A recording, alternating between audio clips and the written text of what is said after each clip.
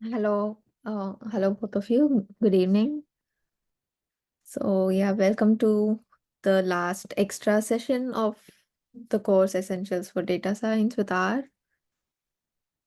So yeah, this session is just mainly to just clear some of the doubts you had. So I'll just be solving like 4 problems today. I'll just like explain those because some of you had asked me to solve those.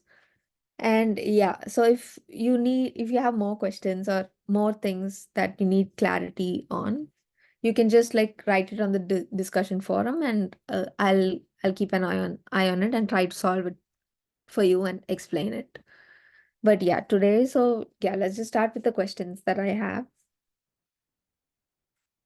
I hope my screen is visible and I am audible. Mhm.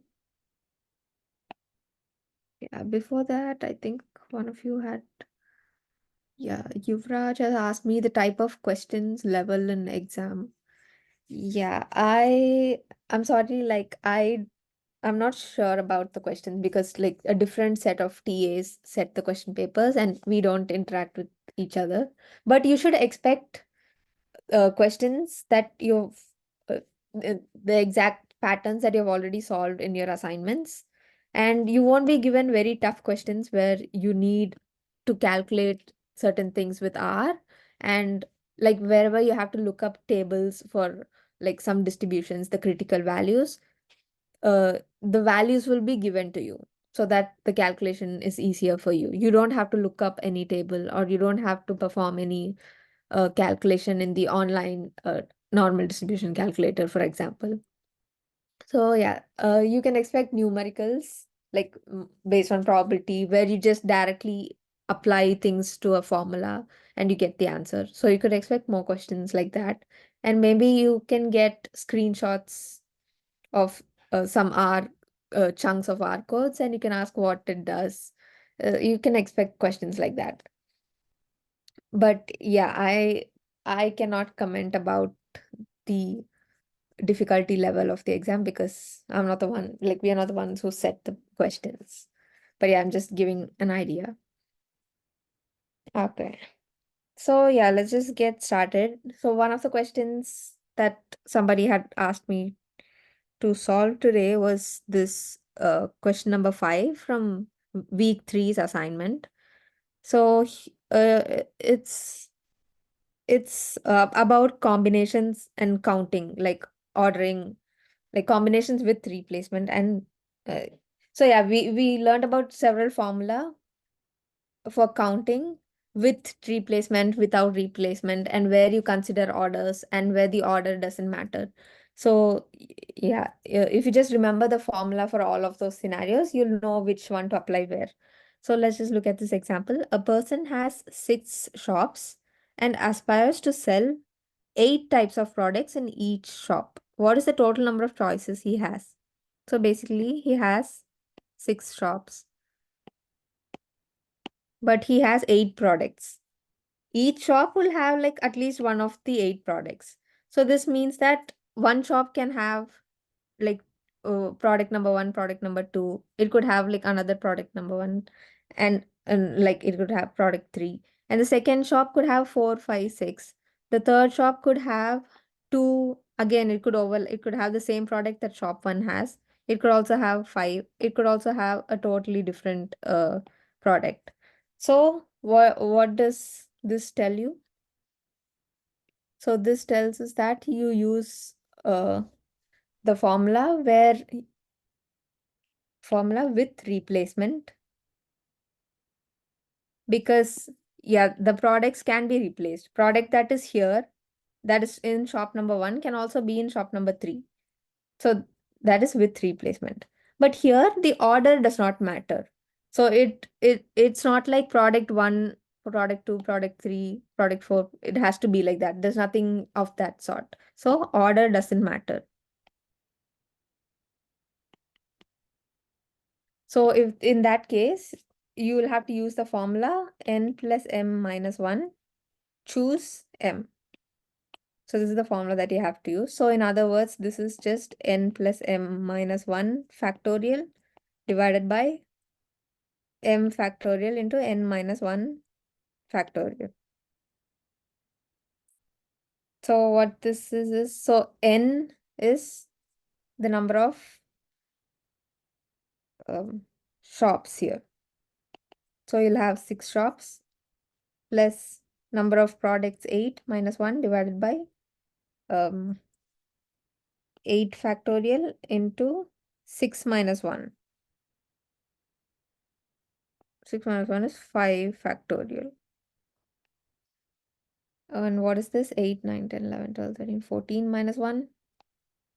13 factorial by 8 factorial into 5 factorial. So if you just solve this, you should be getting the answer to this question.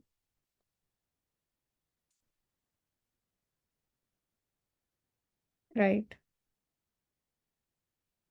So 13 factorial is basically 13 into 12 into 10 into 9 into 8 factorial divided by 8 factorial into 5 factorial. So 8 and 8 gets cancelled here.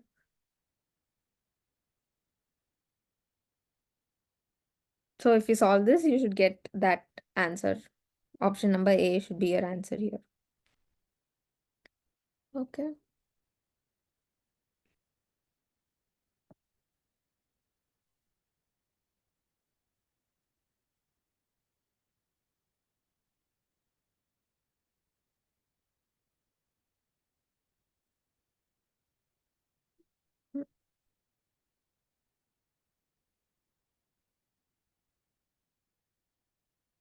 Yeah, just give me a second. I will confirm this calculation.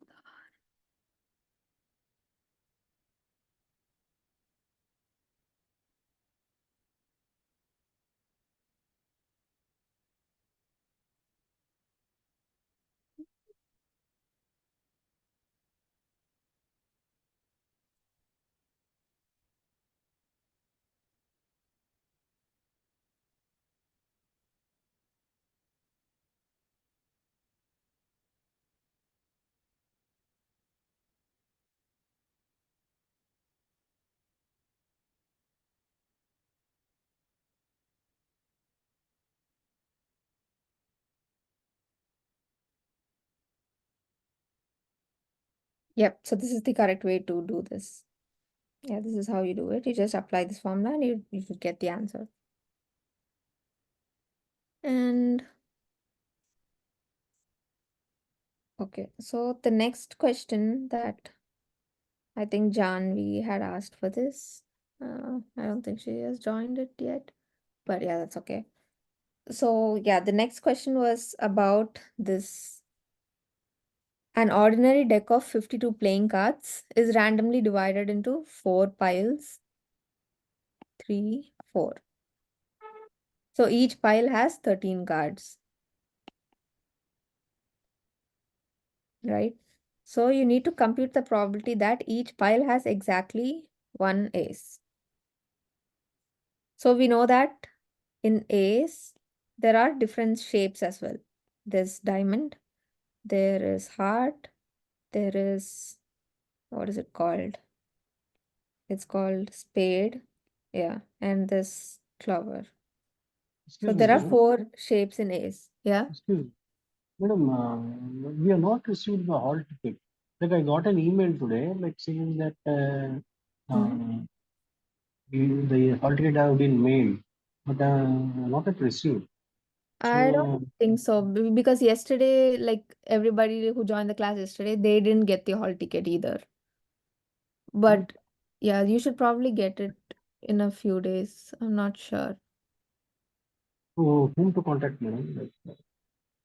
Like, uh, is anybody else? Prakash, have you got your hall ticket yet? Your admit card? Hello, ma'am. Have you got your hall ticket for the exam yet?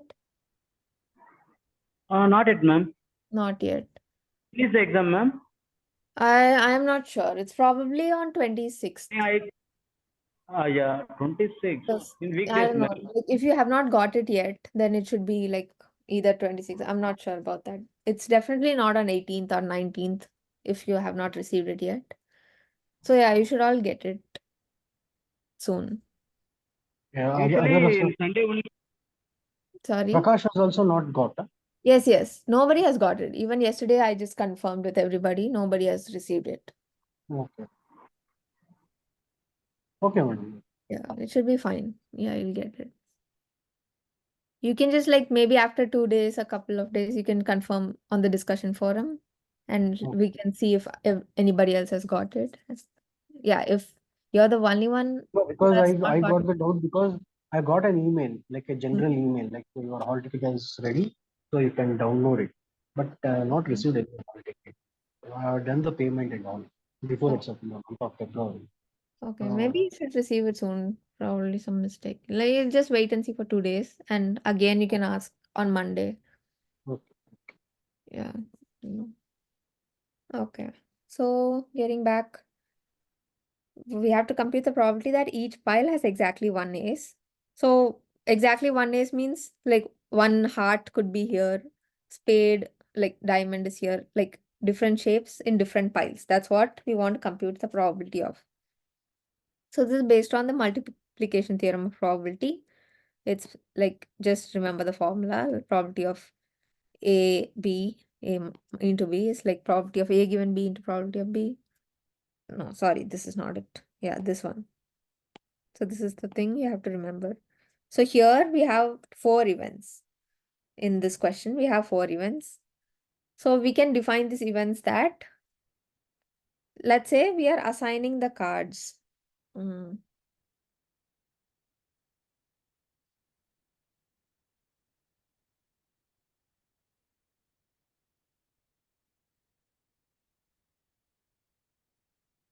So in event 1, event that ace of spades is in only one of the piles. Spade. Okay, so ace spade is in this pile. That is the first event, right? So here the probability like we define as 1 because we are starting with, so initially we have 52 cards. So we are starting with this. So we'll have that one pile only initially. So that the ace of spade is there. We know that definitely this is there. So probability of this is just 52 by 52. So probability is equal to 1. So event 1 probability is 1. And then event 2, we are defining that ace of spade is in this pile and ace of heart is in another pile, right? So even the ace of spade and the ace of hearts are in different piles. So here what happens is, now we know that one card is here. So remaining, how many cards do you have? 51 cards you have. Like in your total pile of 52, one card is already assigned to pile number 1. So remaining you have 51 cards. And this card has 13 piles you give to this card. So what is 52 minus 13? It would give you 39. So the probability of the second pile would be 39 by 51. Probability that ace of heart is in this pile is 39 by 51. And similarly, if you do the same thing, next pile, let's say like one ace is here, that's why you had 51. The other ace is here, so now you just have 50. And this pile also has 13. This pile has 13. So again, you subtract 13 from this. If you subtract 13 from this, you'll have 26. This would have, like, let's say diamond. The probability of event 3 is 26 by 50. And then event 4, maybe, like obviously we should have this. And event 4, you'll have 49 because 3 aces, 1, 2, 3 aces are gone. So 49. And 26 minus 13 is 13. So now the probability that all these events are happening. So all these events happening means each shape of A's are in different piles. So for that, you just need to multiply all of these. Probability of event 1 into event 2 into event 3 into event 4 would give you 1 into 39 by 51 into 26 by 50 into 13 by 49. Let me just check if I'm doing it right. Yes.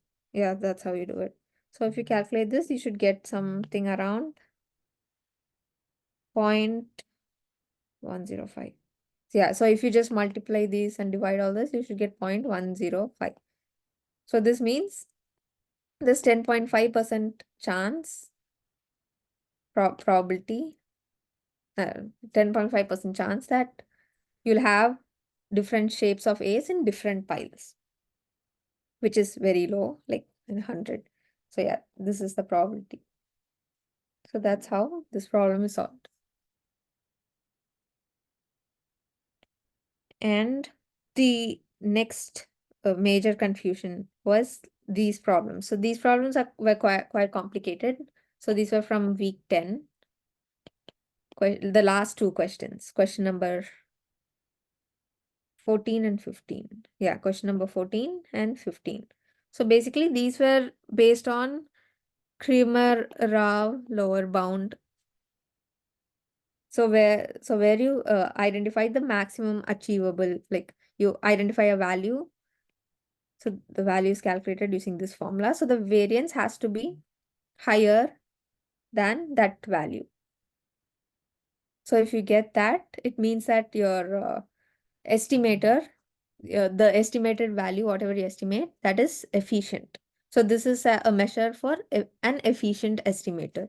So to do that, you do this Cramer-Rao lower bound calculation. So basically, there are the major steps in this are like first you have f of x, and then you do a log of f of x, and then you do partial derivative of f of x, like yeah, and then you can do a double derivative of, like, again you can do a partial derivative of this, sorry, log of f of x, double derivative of this, and then you calculate the expectancy E of you can either do directly this or you can do it this way. So we are doing this only to make the calculations simpler, but your final answer should be the same. This is just to make the calculation simpler. You can either do directly this or you can go through this step. And even this is not mandatory. If this is f of x is straightforward, you can just directly do a partial derivative. So it just depends on how to simplify the calculations. But yeah, this is how you usually do it. You do a log, you do a partial derivative, and then you calculate the expectation value. And so there's something called Fisher's information. So I of theta. So that is given by, where is the formula? So yeah, that is given by this formula or this formula. Either way, it's the same. So wait, Fisher's information could be n into expectation of single derivative of your log f of x, the whole square, or minus ne double partial derivative of log of f of x, the whole square. So this is your Fisher's information. And finally, to get the Cramer-Rao lower bound, you do some g of theta divided by I of theta. So this usually it is 1. So you do this, and this value, if you do, yeah, it'll just basically be I in 1 by I. So this will give you a Cramer-Rao lower bound. So there were 2 questions that were asked based on this. So yeah, this is one question. I'll show you how to solve this. Okay. So here what happens is your f of x is equal to theta x power theta minus 1.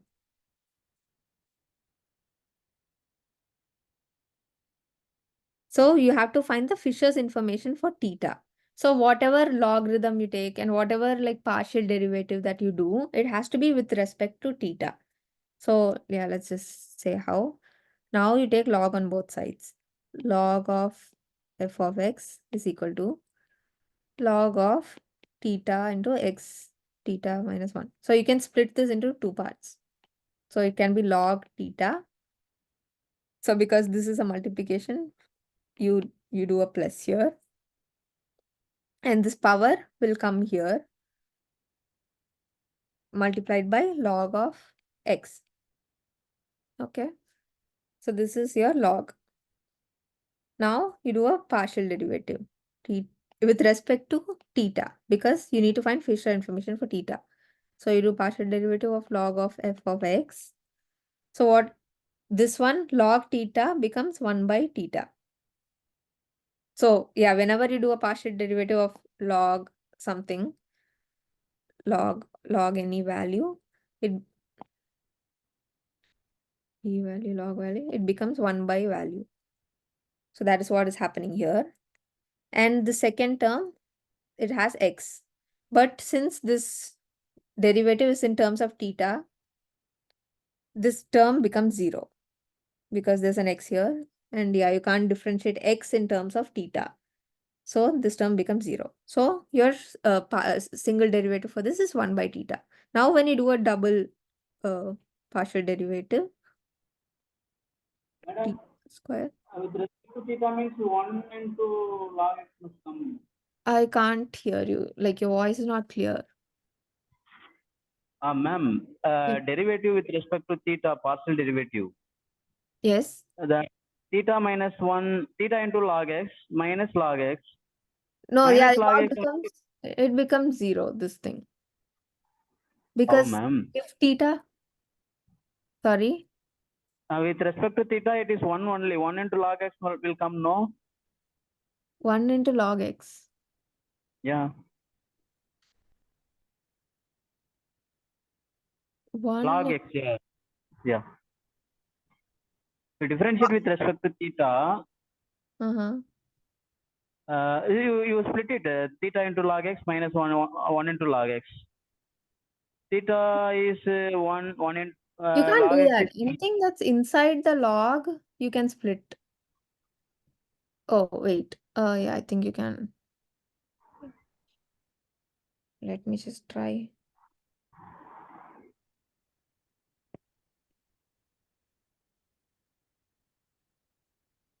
no theta into log x minus log x.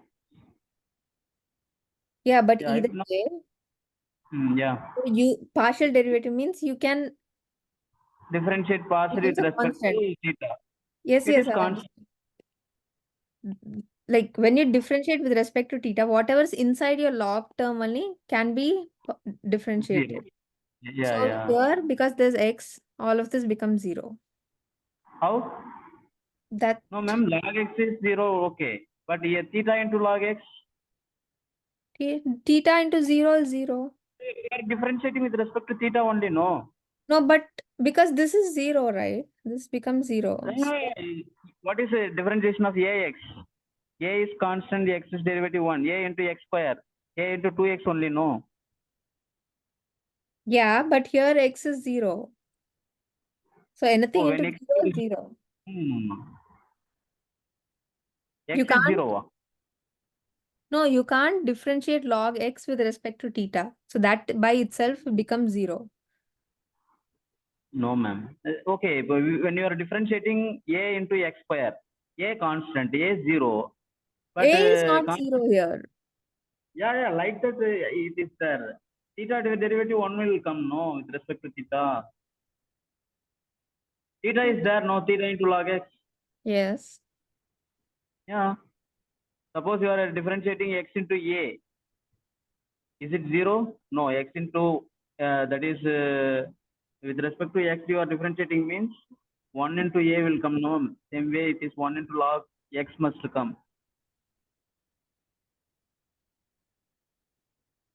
Yeah, I either think way. so. So theta into log x. Okay. You're saying if this is 1 into log Yeah, x, it is you'll have constant. Yeah. this log x is 0. So you'll have 1 into 0. Log x 0. How, Yes, ma'am? because you can't differentiate log x with respect to theta. So if you have anything of that sort, that term as a whole, it becomes 0. Left hand side, there is no theta, no problem. That is 0. Log of f of x, that is, there is no. Yeah, but here there's a multiplication. If there was like 0 theta plus log x, and you had to do a differentiation, like partial derivative of this, that would make sense. It would be 1. Okay. So But what is the answer, ma'am? yeah, I think. I'll just tell you. Yeah. So yeah, so this term we are making it 0. Like it's becoming 0. So this is Okay. 1 by theta. And then you do a second partial derivative. What happens? It becomes 1 by theta square. Yeah, so this would be your answer. 1 by theta square. Yes. So you again you are differentiating both sides by theta square, ma'am. Theta. By theta. By theta. Yeah. So log theta log x Mm, differentiating. okay, wait. I think there'll be a minus. Yeah. This would be actually minus. Oh, right. Okay. So you have your double derivative of log f of x is equal to minus 1 by theta square you'll have. So what is Fisher information now? It is 1 by in this case you have done a double derivative. So you'll have to do n into expectation of 1 by theta square, the whole square.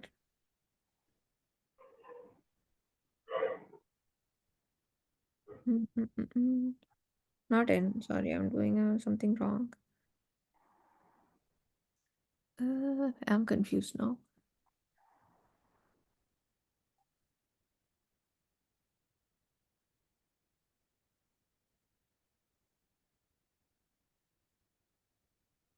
Theta square.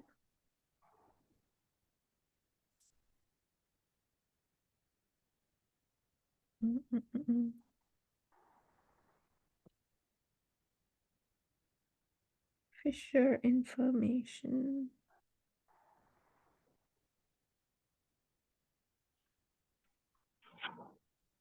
Yeah, I'm just confused here now.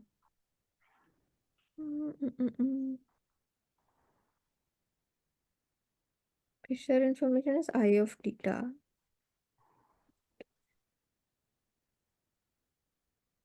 Okay, I think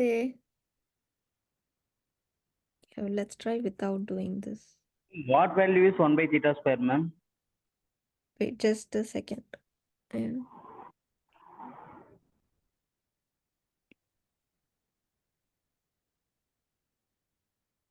Okay, wait. Yeah, I think we could use this formula. We can use I of theta is equal to 1 by expectation of single derivative of theta f of x the whole square. So if you use that, we'll have wait. We'll still have 1 by theta. No, this is wrong.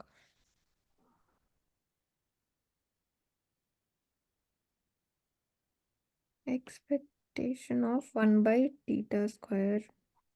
So theta is given for the interval 0 to infinity.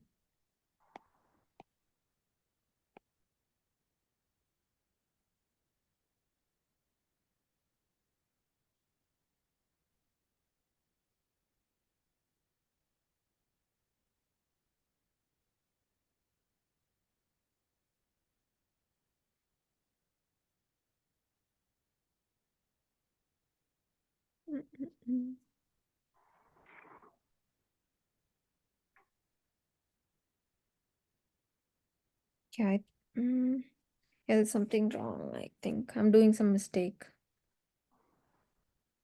So even if you do it like double partial derivative, you're getting 1 by minus 1 by theta square.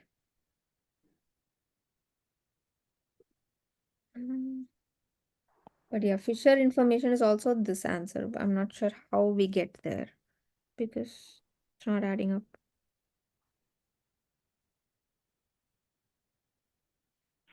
Do you have any idea like where I'm going wrong?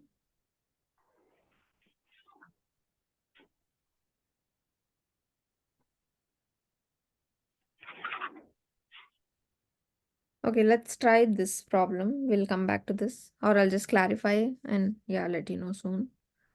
Okay, Uh, ma'am. what is this? Okay, so here in this question, we have a normal distribution. So basically, this is the same thing, but you have to calculate the Krimarov lower bound for variance. You have to check if it's greater than or equal to which of the following. So it's given that it's a population with normal distribution with mean and variance, mu sigma square. So for this case, uh, f of x for a normal distribution is 1 by sigma. Yeah, you're estimating sigma. So yeah, sigma. Okay, sigma root 2 pi into e power minus 1 by 2 sigma square into x minus mu the whole square. This is your f of x for normal distribution. I think I've written it correctly. Yeah, so we have written this. So I'll just show you two cases.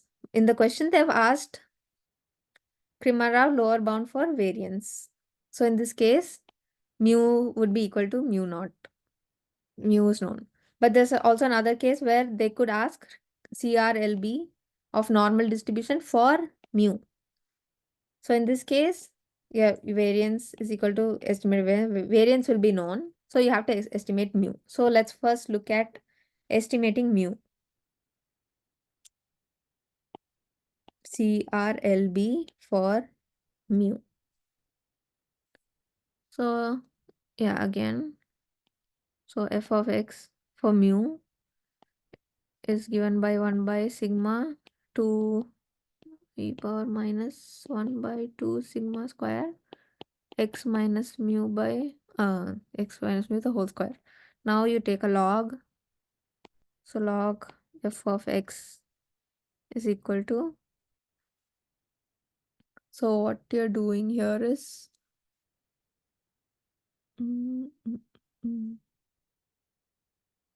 you're taking a log.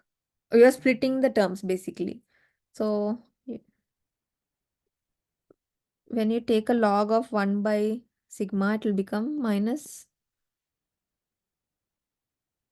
No, yeah, this will become minus sigma minus 1 by 2 on 2 pi. And this other term is actually 1, wait, I'll show you. 1 by root 2 pi. So this is basically 1 by 2 pi power 1 by 2. So how can you write this? When you take ln, what happens? 1 by 2, it goes here, log 2 pi. And then this term, like e power anything, you take a log, it will become minus, like whatever is here.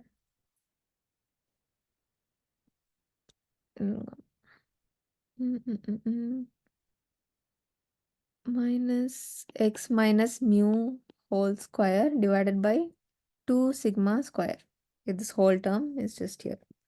So we have taken a log, we have split all the terms.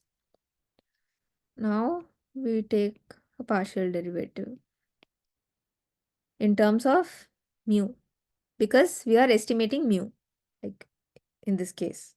But in the question, it was asked estimating variance. That I'll come next. I'm just showing you how you do it in case of mu. So if you want to estimate mu, you do the partial derivative with respect to mu. In that case, what happens? This term becomes 0. We can't do a partial derivation for sigma with respect to mu. So this is 0. This is also some constant. It's just 2 pi. So log 2 pi with respect to differentiating with respect to mu, this would also become 0. So you'll just have this term. what happens is this will be in x minus mu by, so this will actually become 2 into divided by 2 sigma square is already there, you just write it. So 2 gets cancelled, you'll have x minus mu by sigma square. So this is your single derivative. Now from this you can write, wait, so actually expectation of the single derivative of log f of x by mu the whole square. Now you need to calculate this. That's the next part. So this would be e of, we know this value, we just calculated, x minus mu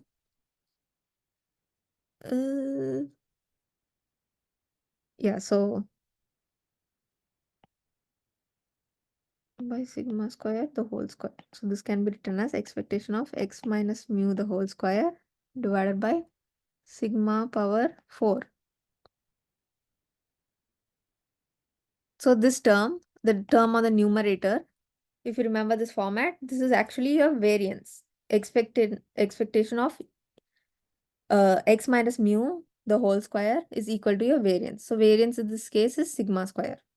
And denominator we already have sigma 4. So now when this gets cancelled, you get 1 by sigma square.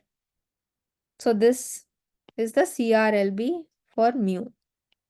It has, so variance would be greater than equal to this. No, sorry, wait. So we have, what did we have? 1 by sigma square. So this was your e of partial derivative mu, the whole square. So this was this. From that, Fisher's value of mu would be 1 by n into e of your partial derivative, the whole square. So this whole thing we calculated. So you just have 1 by n. This is 1 by sigma square. So you'll have n by sigma square. So this will be sigma square by n. Right? So this is your CRLB. So your variance will be greater than or equal to sigma square by n. If your function satisfies this, your estimator satisfies this, it's efficient. So basically your, like let's say you have x bar. So expectation of x bar will actually be equal to mu, your population thing. And variance of x bar will be sigma square by n. It has to be greater than or equal to this. So yeah, this is your CRLB value for mu, for estimating mu. So, okay, this is done. The next part, let's come back to what they've asked in the question. They've asked Kremlov lower bound for sigma square now. CRLB for sigma square. Here mu is equal to mu naught. It is not, like, you just keep this aside.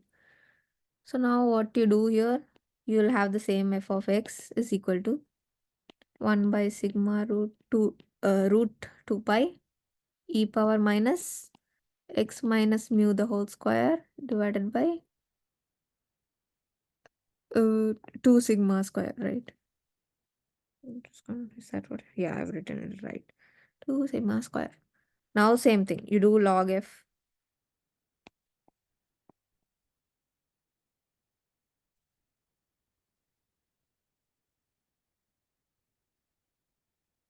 So now what you do is you write everything in terms of sigma square because you want to do the partial derivative for that. So this 1 by, you have 1 by sigma here, right? This can actually be written as 1 by square root of sigma square. So this is basically 1 by sigma square power 1 by 2. So when you take a log of this, it will become minus 1 by 2 log sigma square this part is done. And then the second part, 1 by root 2 pi, we already saw in the previous thing. So this is like 1 by 2 pi power 1 by 2. So this will also become minus 1 by 2 log 2 pi. And this term, it will stay the same. X minus mu square by 2 sigma square, like e power this term. When you take a log, it becomes this. Okay, we have taken the log. Now you do log f of x partial derivative in terms of sigma square now. So this what happens? It becomes 1 by 2 stays and sigma square goes to denominator. This part will become 0.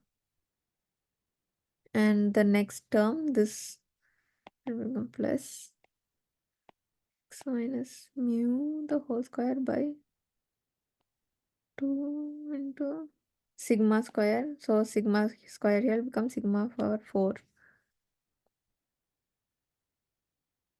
And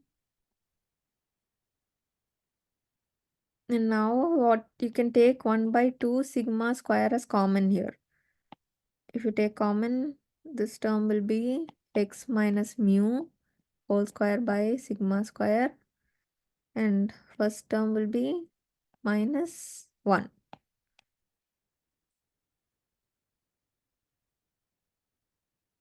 Yeah.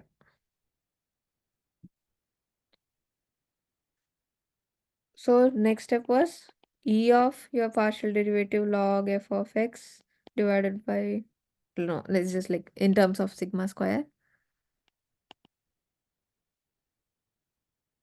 You have to do a whole square. What did you have? You had 1 by 2 sigma square. So that becomes 1 by 4 sigma power 4 because you're taking a square. And expectation of, yeah, you're just writing this term.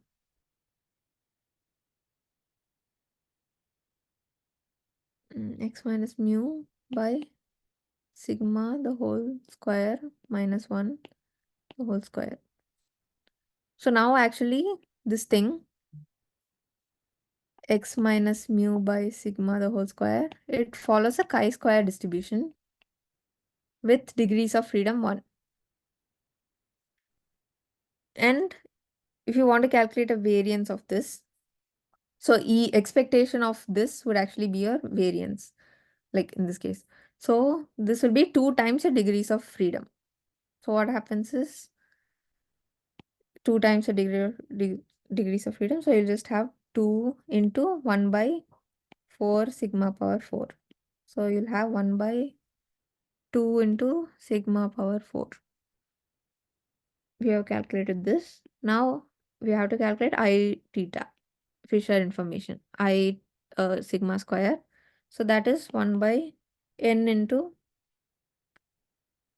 this expectation of double derivative. Sorry, no, whatever we just did. The thing, the whole square. So we calculated this. It's equal to 1 by n into 1 by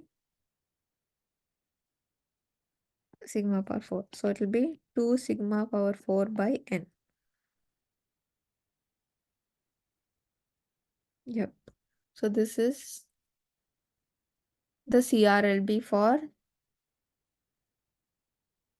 sigma square. So your variance, it should be greater than equal to this.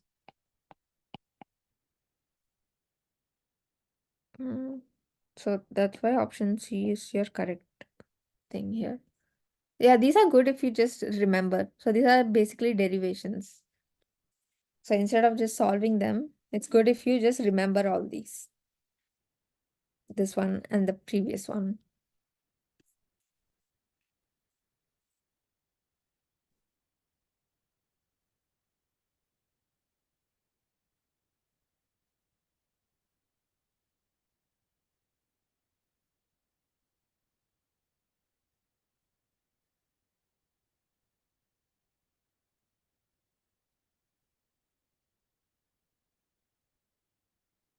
Yeah, is that okay?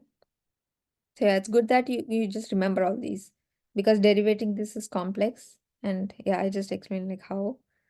So yeah, this was it.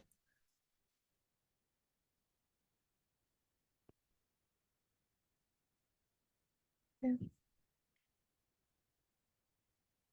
Yeah. So anything else you can let me know in the discussion forum.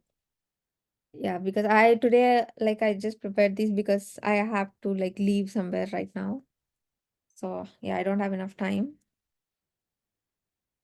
But yeah, anything you can let me know. We can try to help. Okay, is that okay?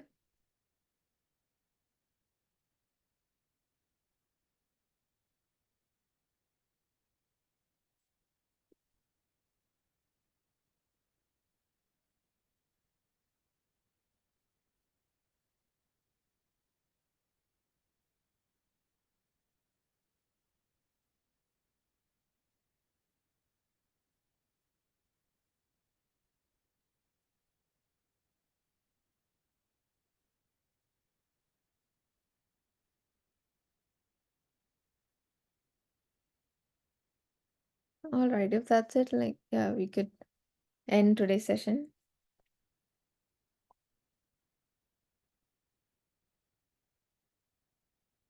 I will upload this recording like right away, like soon. But I just have to immediately leave. But yeah, I could just like put it to upload and leave. So that should be fine. Okay. All right then. All the best for your exam. Yeah, hope to see you some other time, maybe for a different course. This was a good learning experience for me as well. Like I just tried my best because there was a lot of learning that went behind on my end as well because it's been so many years since I've done all this math. It's been like maybe it's been 8 years, 8 years since I've solved these kinds of questions. So yeah, all the Madam, best. one more question. Madam, Oh, one more question. mhm. You were discussing about some R workshops. Oh yeah, that was for later. I can contact That's you what. maybe after the exam. Oh, So okay. what background are you? Like, are you like Mine is PhD in computer science. computer science? Okay, Yes. yeah. So like I was just gonna conduct some workshops for students who are doing their biotechnology degree. So like how to do analysis with R, certain analysis. And even I'm even pursuing this thing like Uh-huh. statistics PG Dash from IGNO. That Okay. is a postgraduate diploma in applied statistics. Mm-hmm. So they're they are not gone for R language, but they are gone for lab is for using Excel, MS Excel. So Okay. I'm interested like even in Okay. R also, even with biostatistics kind of this thing. Because there are two specialization in PG Dash. One is industrial Mm. statistics and one is biostatistics. This industry. So biostatistics. So, Okay. Mm-hmm. so, so if any in the near future, if you have Statistics. any Right, right. workshops, Biostatistics. then Mm. kindly Yes. let me know. Ma'am. Let me know. Yes, yes, sure. Yeah, I'll keep you on the loop. So I just have a few list of students. So yeah, I'll send the emails to you as well. Okay. Please Mhm. note my email ID also. Yes, So, yes, yeah. I have it already. Yeah. Ma'am, in hypothesis concepts, what value we compare? T observed or mod T observed value So if it's with two-sided, mod T observed, like either mod. side. Like so you have to look between minus and plus. So if it falls between that minus and plus, it's active acceptance region. If it falls like below the lower tail and above the upper tail, it's rejection region. Okay. So yeah, the terminology mod T was just for you to easily calculate it on R. Otherwise, you don't know if to apply lower tail or not. Because in a Okay. two-sided test, like either way, you'll get the same value, but just different directionalities, like minus But and. In comparison, we have to compare the actual value of T Yes, observed. yes, yeah, yep. Okay.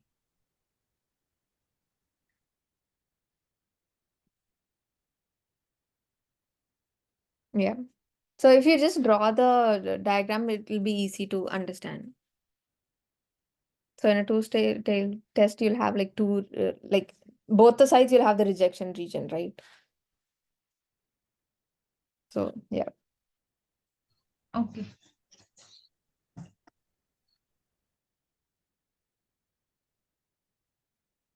Okay. All right then. All the best again for the exam. Thank you, ma'am. Thank you for the session. Thank you. Thank you.